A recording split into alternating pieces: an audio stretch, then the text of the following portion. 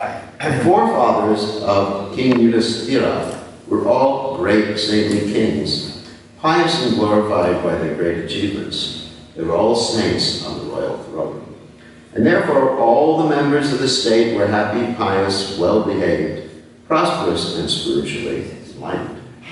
Under strict guidance of the great souls and spiritual injunctions, such great saintly kings were trained up, and as a result the kingdom was full of saintly persons and was a happy land of spiritual life. Maharaj Yudhisthira was himself a replica of his ancestors, and he desired that the next king after him become exactly like his great forefathers. He was happy to learn from the learned Brahmanas that by astrological calculations the child would be born a first-grade devotee of the Lord, and more confidentially, he wanted to know whether the child was going to follow in the footsteps of his great forefathers. That is the way of the monarchical state. The reigning king should be a pious, chivalrous devotee of the Lord, and fear personified for the upstarts. He must also lead an heir of parents equally qualified to rule over the innocent citizens. In the modern setup of the democratic states, the people themselves are fallen to the qualities of the Shudras or less. Haven't we experienced that? And the government is run by their representative, who is ignorant of the scriptural mode of administrative education. Thus, the whole atmosphere is surcharged with Shudra qualities manifested by lust and avarice. Such administrators quarrel every day among themselves. The cabinet of ministers changes often due to party and group selfishness. Oh my God, so descriptive. Everyone wants to exploit the state resources until he dies. No one retires from political life unless forced to do so. How can such low-grade men do good to the people? The result is corruption, intrigue, and hypocrisy. They should learn from Srimad Bhagavatam how ideal administrators must be before they can be given charge of different posts. So again, Shiraja Vacha Apyesha Vamshan Rajashin Punya Shlokan Mahatmanaha Anuvartita Swed Yashasha Sadhu Vadena Satyamaha. So, Om Ganata Shah Chakshu Umidikam Prisma Shiva. So, as tempting as it may be, I'm not going to talk about politics during this class, which is really tempting. But I'm going to not succumb to that temptation. So what we're going to talk about is basically saintly kings and qualities of saintly kings. And first we'll talk about the astrological calculations that are done at the time of birth, or even before the time of birth, or even at the time of impregnation. And in those days, the astrologers were so expert that they could determine not only what someone's life would be like, but who or what they were doing in the past lives. And for example, Srila Prabhupada, even up to, let's say, the 19th century, Prabhupada had a horoscope done right after he was born. And he said that this child at the age of 70 will go and spread Vedic Dharma all over the world. And it was accurate, and it will open up 108 temples. Completely accurate astrological forecast. So, I'm not advocating or encouraging devotees to take shelter of astrologers. There's a problem with that. The problem is that by chanting Hare Krishna, it's not a problem, but by chanting Hare Krishna, the problem is taking shelter of astrologers, not chanting Hare Krishna. The problem is that when you chant Hare Krishna, you chant and you dance, guess what? All the lines of your palm change and all your stars become auspicious. And so you don't have to worry about your horoscope. I'm pronouncing that deliberately like that, horoscope. So I'm going to give you an example in my own life. I had several astrologers say that you're going to die by the time you're 55. And so I was counting down the days. For those who don't know, I'm over 55. 70. Anyway, so I was counting down the days, getting ready to leave my body. somebody getting one of those kits from Vrindavan, you know, the kits that have the dust from Vrindavan, the dust, the flower, tulsi flowers. Get it all prepared and say, Prabhu, this is what we're going to do when I die. 10, 9, 8, 7, 6, didn't happen. I'm a little disappointed. I complained to Yamaraj. Anyway, so the point is that obviously Prabhupada said that I have created your good fortune to the devotees. Previously you had no good fortune, referring to those who came from the Western world and born all sorts of families. And so, by Prabhupada's mercy and giving us the holy name, our good fortune has been created, so we don't worry so much about Prabhupada. Sometimes when Prabhupada, in the final days, Prabhupada was asking for the astrologer to give his prediction. And, you know, Prabhupada took it sometimes into consideration. And one time Prabhupada said, let's have a good laugh or something about it. And so anyway, so other than arranging marriages, which is a pretty good idea, I don't suggest going to the astrologer. Because there's this also thing called self-fulfilling prophecies. You know, when you're told something, like I was told over from God, you really sometimes even I didn't make it happen, obviously, I'm still here.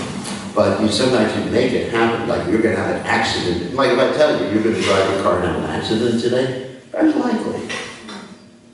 I mean, for example, I have some disciples in the Balkan area. Sorry, don't worry. Come from the Balkan area, and they're very much into witchcraft and hauntings and ghosts and everything like that. So I had one disciple when she was told that you were haunted, and actually her mother wanted to get her out of the Krishna conscious movement, so she did some voodoo or something on her. And she's saying, I can't, the ghosts are attacking me, I can't get rid of them. And I said, the holy name is so potent. You just chant the holy name, no ghost can't even come near. But she keeps going to the witch doctors, you know, who are making a lot of money in the process. Because I have faith in the holy name. You know, you chant Krishna's name, and the ghost can't come near you. I'll tell you a story about that. That once upon a time, we had some ghosts in one of our buildings in the United States. And I called for one of my disciples who's a professional ghostbuster. And he also, he doesn't do that to make money. He makes money by financing cars. Good combination. So anyway, so I called for him and I said, get rid of these ghosts. And so he basically came to the house and I said to him, can I watch what you do? He said, sure. So I had my camera out, just like the camera, so take pictures of the ghosts, you know, just thought this would be a really cool post on Facebook. And so we walk in and he said, you have to leave to me. And I said, why? What is the ghost? He says, well, the ghost won't go near you, you're chanting too much. I said, okay, I'm sorry about that. So, the point is the holy names. The holy names, Krishna Kata, we don't have to worry about these things. So you get these ideas implanted in your skull, your thin skull, your little brain, whatever it is. Then you start to believe them after a while, then whatever. So that's the first point. And of course, in those days, astrologers were to be trusted. For example, we have Maharaj Parikshit's future being predicted right now. But there's another example of a negative astrological forecast, and that's the case of our friend Duryodhana. When Duryodhana was born, there was astrology done, and also there were certain signs. Not only is there astrology, but there's signs by which you can understand what a person's personality is going to be like. For example, if someone's born and there's a cyclone going on and lightning, like Prabhupada said, many demons are born during these inclement weather periods. Of course, here you get no rain, so you don't have any demons being born, right? There's been no rain for 2 months. So, in any case, so Duryodhana, as soon as he was born, or let's say he popped out of this incubator, wasn't actually a mother, and he started crying like a jackass, like a donkey. And there was lightning and thunder, and the astrologer said, guess what, you better get rid of this kid. And he's going to be the cause of the destruction of the entire dynasty. And so his father, Dhritarashtra, couldn't do it, and as a result, he destroyed the entire dynasty. Duryodhana destroyed the entire dynasty. So, in this case, astrology can be used and was used, but one has to be very careful. So that's the first point I want to make. The second point is actually more important about the kings who were Rajarshis, which is also mentioned here in the verse. Rajarshi means they were saintly kings. However, these kings were not absolute monarchs. So we have some recognition or remembrance, maybe not in our own lifetimes, of absolute monarchs, especially in European history. You hear about these things. You have that wonderful King Henry VIII. Anyone's heard of that? He wanted a divorce, so he killed some of his wives, and then he became the head of the church. So he was an absolute monarch. And in Europe, there's all sorts of histories of absolute monarchs in Europe. So that is not what's being advocated here in the Vedic culture, that the monarch will be absolute. The monarch is controlled by the Brahmins. And if the Brahmins do not consider the monarch to be qualified, they can remove him. There can be something we call in French a coup d'etat. You've heard of the coup d'etat before? Anyone here know a little French? What does that mean in English? A coup. Those of you from, anyone here from Fiji? Yeah, we have people from Fiji. What's a coup? Taking over. Take over, take out and take him out. An example of that is when Vena became the king. You had Maharaj Anga, whose son was Vena, and Maharaj Anga renounced everything and posted Vena as the king. And what did the Brahmanas do? Does anyone know the story? They killed him. Not with a knife or a gun or anything like that. They could do through mantras. And Vena died, and it was the Brahmin's responsibility to find another king. Now at that time, there was practically no one else qualified to be king. So what they had to do was do some genetic engineering.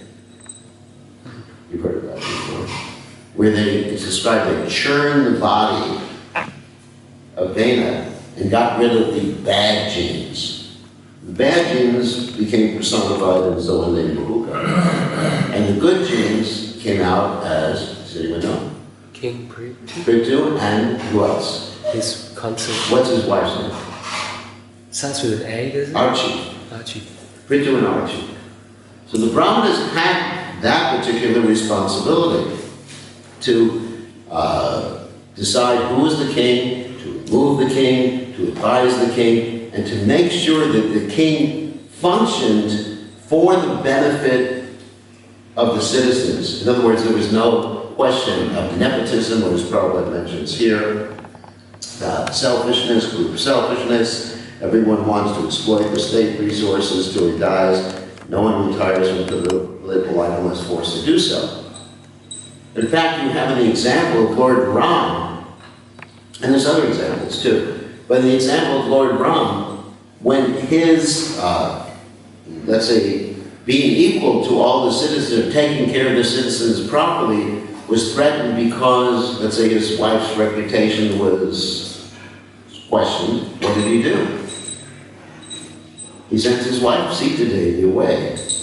I mean, that may appear to be, heartless, cruel, but the point is that the citizens were considered as important, or sometimes even more important, than one's own family, one's own personal interests. This is what it means to actually be a king, or to be an administrator. And these kings, administrators, were actually cultured to be kings. Not only that their birth was auspicious, but throughout their lives they were actually trained up with the proper mentality of how to deal with the citizens. So there's a whole system, there's nature and nurture to determine who would become the king. So, just like we see in the story of the Mahabharata, that not only did Duryodhana have a bad nature, but he also had bad nurture. And practically speaking, the person who nurtured Duryodhana the most was Shakuni, who was Gandhari's brother. So in this way, he actually developed or had all demoniac qualities. So let's go fast forward. What I want to do is go fast forward into the modern ISKCON scenario. So this is going to be a little controversial. So please hold on to your, fasten your seatbelts. We've seen in religious societies that there is a requirement, just like there is in the government, for a separation of powers.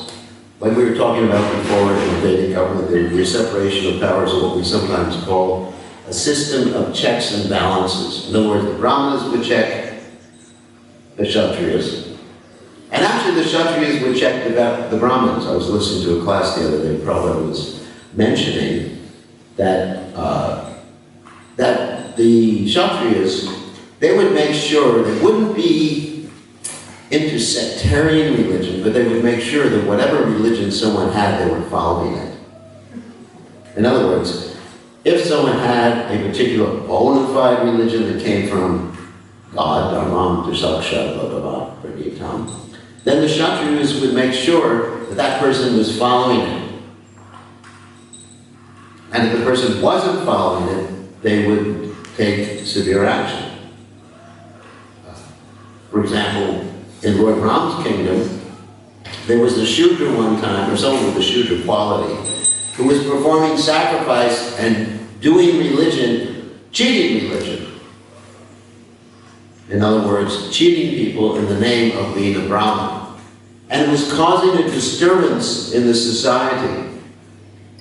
And what did Lord Ram do? He immediately got out of the palace and he killed this particular person, and the society became pacified at that point.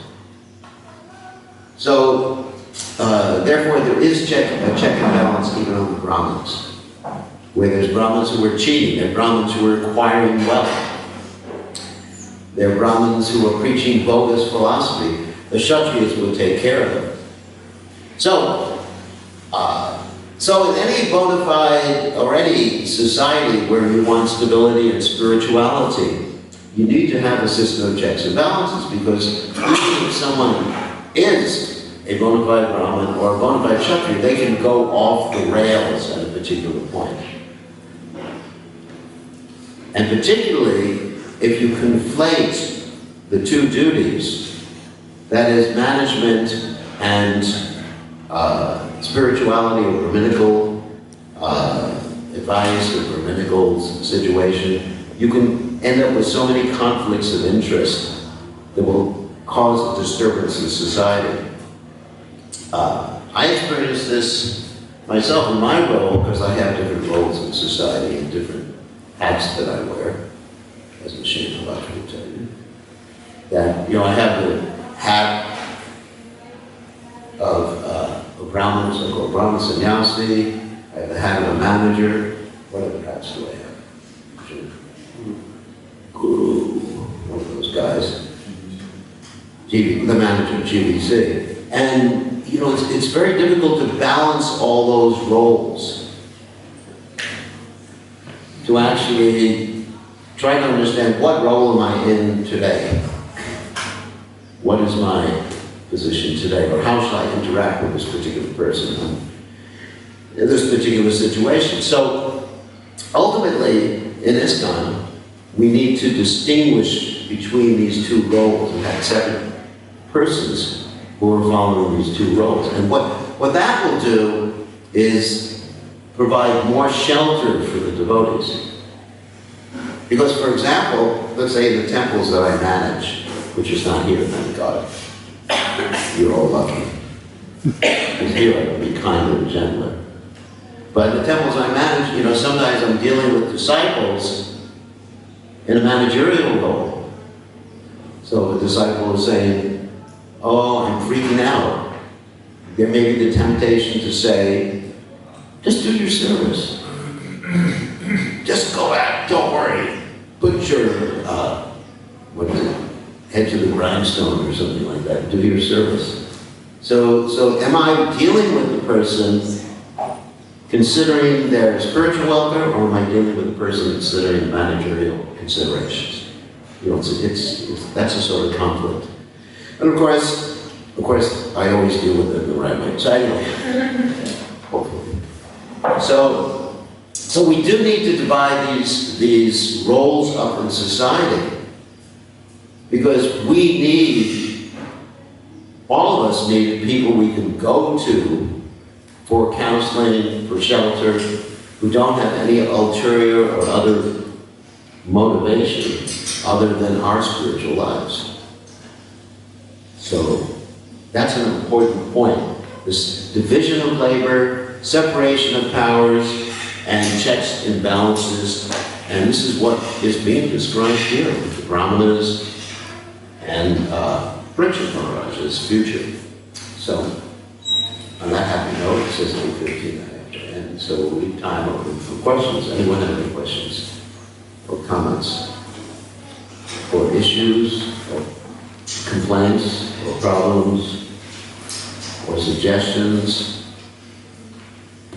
Yes? I noticed in Thailand they still have a little tiny drop of culture, because if they're priests, if they fall down in any way, they get put in jail. Yeah. We should do that too. Yeah. We should put people in jail. In many other religious organizations, I mean, this is actually an interesting analysis. I should mention the Catholic Church. But the Catholic Church, yeah, because they do conflate the two duties, management and the spiritual duties. There's been so many problems with child abuse and other things like that. And then, whereas in many of the Protestant branches, then you have a group of people who manage the church, and then you have a preacher whose only business is to preach and give shelter to the people who go to the church. And it really works out pretty well. I'm not saying that their philosophy is perfect. I'm not saying that they believe ISKCON and join the Protestant Reformation or something like that. But it works out very well, because we all need people that we can go to for shelter who simply are interested in us. And I'm sure in the future in ISKCON will move in that particular direction. Now, Prabhupada, in the beginning, yes, we have to conflate these two services. And Prabhupada did it. Prabhupada was managing, Prabhupada was the spiritual advisor of everybody. But ultimately, for a society to function, you need to follow Varnashram. This is what we're talking about here. Varnashram system. Varnashram means you've got Brahmin, Kshatriyas, Vaishyas, and Shudras. And everybody can go back to Godhead. The Kshatriyas are not better than the Brahmins are not better than the Kshatriyas, and no one is better than the Shudras. Everyone does their service. And Krishna in the Gita, what does he say? That even if we can do someone else's service perfectly, we shouldn't. We should actually do our particular service. So ultimately, yes, in the meantime, we may have to make some adjustments. I understand that, and I'm doing things all over the place. I mean, for example, like I said, that I have a rabbinical positions, managerial positions. I just managed a construction project, Shudra position, Vaishya position, I manage money, and it's wild. It's really not the best thing for the individual, and it's not the best thing for the society. So, yes. But I understand that sometimes we're in a situation where we have to wear multiple hats, especially Yes. when something new is being made or established, yeah. etc. At what point is there maybe some principles we can follow? But at what point do you actually take those hats off and you just let it be to whoever is there or whoever has to come up? I guess my question is because sometimes if you are in that situation where you manage a lot of things, you can do that forever. Because at what point do we or should we or can we maybe decide to say, okay, no, that's actually not my hat. It's time to just focus on what I should do. Well, you have to make sure that things will go on. I mean, I think that's the first priority. The second priority is you don't want to put yourself in a situation where you're over-endeavoring and neglecting your spiritual practices. I think that someone's phone just went off. I can hear phones. So, anyway, please answer your phone, whatever it is. I have very acute hearing. So, that's the first priority. What your own spiritual life. And based on that priority, you have to consider whether you're over-endeavoring, like Ajahara Prayas and Shapajapa Mantra. And then apart from that, you see if things will go on. And then sometimes you just have to let go and let people grow. And that's really important, to let people grow. The main thing is that ultimately, in ISKCON, and perhaps in our own lives, we have to move to the point where we're dividing up these particular propensities, services, activities. Because otherwise you end up with so many conflicts of interest. And conflicts of interest are not pleasant because they cause conflict. Approach, avoidance. All those things. Yes? Thank you, Raj. Lovely class. I always get very confused with Devi Ashram, Varna Ashram, and the principle that devotees always follow, which is do the needful, which Prabhupada, established that with us. So, a devotee just by nature, by a Vaishnava nature, does everything. Yes. So you could be a teacher, following Brahminical activities, but then the floor needs cleaning, the pots need washing, we'll go and do it. Mm-hmm. So I sometimes have a mild concern that with the focus on Varnashram or Devi Ashram, that we forget that we just do what needs to be done. And that's how, of course, ISKCON developed through the grace of Srila Prabhupada, of course. Rather than, well, no, I'm a Brahmin, I don't do this, I can't do Sankirtan because I'm a Brahmin, etc., etc. Well, can't do Sankirtan because I'm a Brahmin, it's interesting. So, I agree with you, but I'm talking about the management structure of the society. On an individual basis, we should be ready to do anything for Krishna. I mean, I would have no problem doing construction or taking care of the finances or doing this or doing that. But as far as the setup of the society is what I'm talking about. How you set up a society. Like King Yudhisthira or Parikshit Maharaj, I'm sure would have no problem doing the needful. But their society was set up, it's not that their position precluded them from doing a particular activity. It needed to be done. That's the difference. In other words, I'm sure if the bathrooms were dirty, Yudhisthira Maharaj, if there's no one else to do it, would do it. Or he'd plow the fields. Like Srila Prabhupada one time forced devotees in Mayapur to plow the fields. That's sannyasis. You actually see pictures. I think it was Jagataka Maharaj was out there with the plowing the fields, because they were thinking, we're sannyasis, we don't do any of that stuff. So I don't think that's the point. I think it's the managerial structure. That we have to be careful not to conflate those duties long-term. In the meantime, yes, we do the needful right now, but I think for the benefit of at least according to my understanding of the descriptions in the Bhagavatam, that for the benefit of the society, we need to have, in the management structure, the differences between the varnas. Yeah.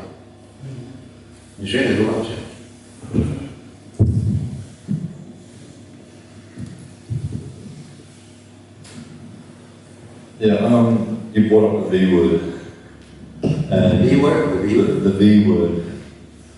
Varnashram. Yeah. And every time I have a conversation with someone about Varnashram, or you may remember when they put the constitution to the Yeah. BBC body during the meetings in Kanpur, then Shiva Maharaj was presenting that he felt the whole thing should be based on Varnashram. So the thing is, like, every time you have a conversation with someone, you get a different perspective of Varnashram. And it seems like there's obviously this common ground, but like you talk to someone who's into cows and farms and stuff like that, they think that's the essence of it, or someone who's into some other aspect, they'll think that's the essence of it.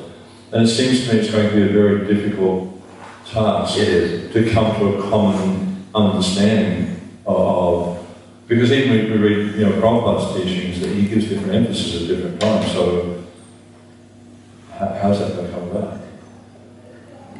That to me was not really the topic I was addressing in class, because I have no idea actually how to structure completely a Varnashram society.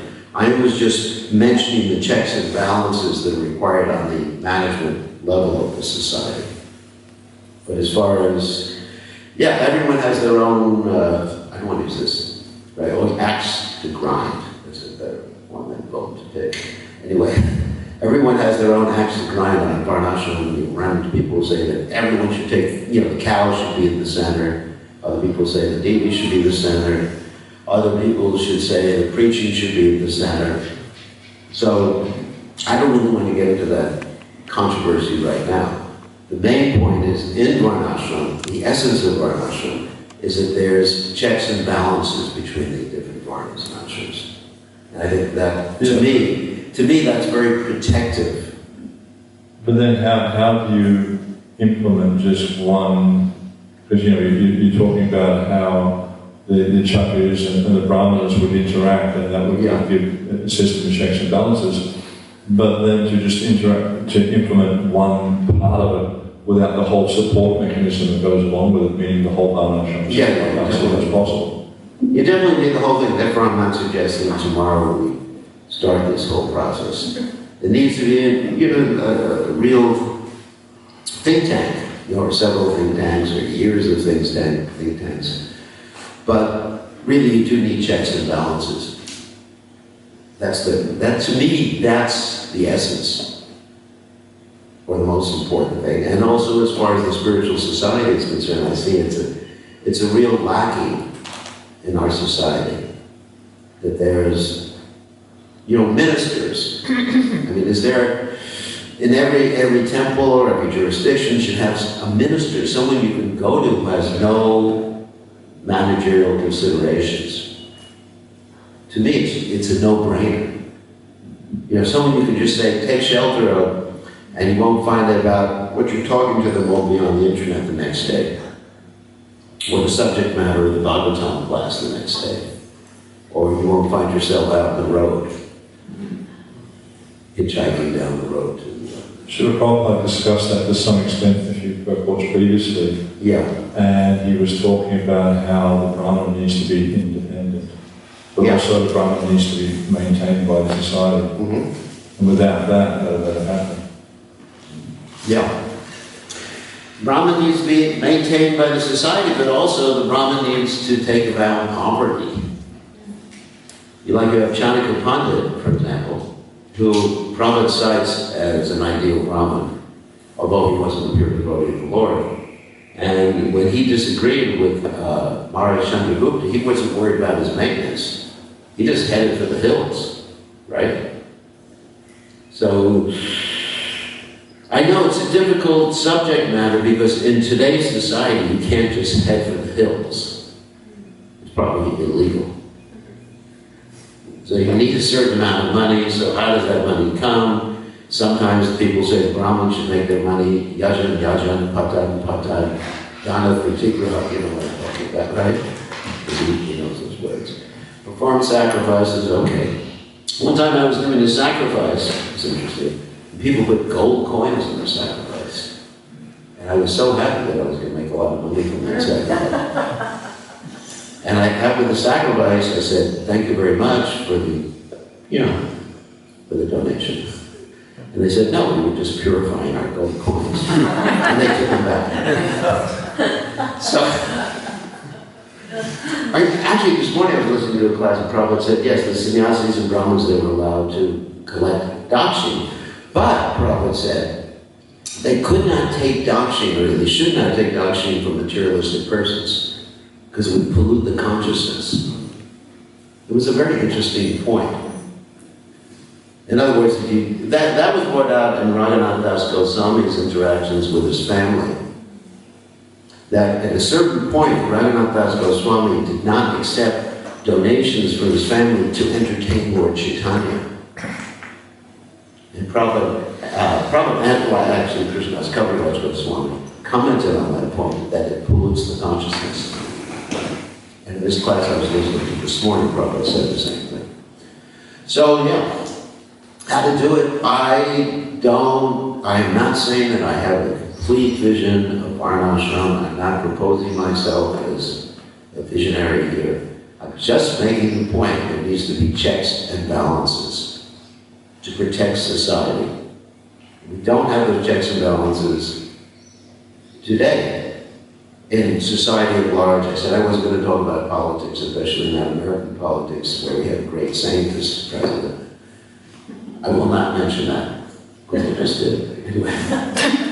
So, any other questions or comments? Yes? Thank you, Gurudev, for your very informative class. Yeah. I was just wondering about, I remember that in each yuga, there's the yuga dharma for each age, like in such a yuga it was contemplative meditation. Yes, meditation. And then Treta yuga it was fire sacrifice, Dwapara yuga was deity worship, Kali yuga is Harinam, Yeah. holy chanting the holy name. So I was just wondering, does the Varnashram system, does it have to support the Yuga Dharma? Like, Yes. How does that work? Yes, without supporting the Yuga Dharma, it's a sort of Varnashram. It's meant for the demons. I mean, for example, you have our nice person, Jarasandha, who is very much into Varnashram. Jarasandha would take care of the Brahmins whenever they would come, but he was basically a little challenged in the ethical department. So I think we have to end now. Hope I haven't opened up Pandora's box, so to speak, for this whole discussion, but anyways, it's good to be a little controversial. Okay, tomorrow is Radhastami. It's not a day for being controversial. Tomorrow we celebrate Radharani's appearance, and we can be very joyful. Not controversial, not into management. Is that right? All glory to Srila Prabhupada, Srila Prabhupada, Ki Jai. Krishna Swami ki jai.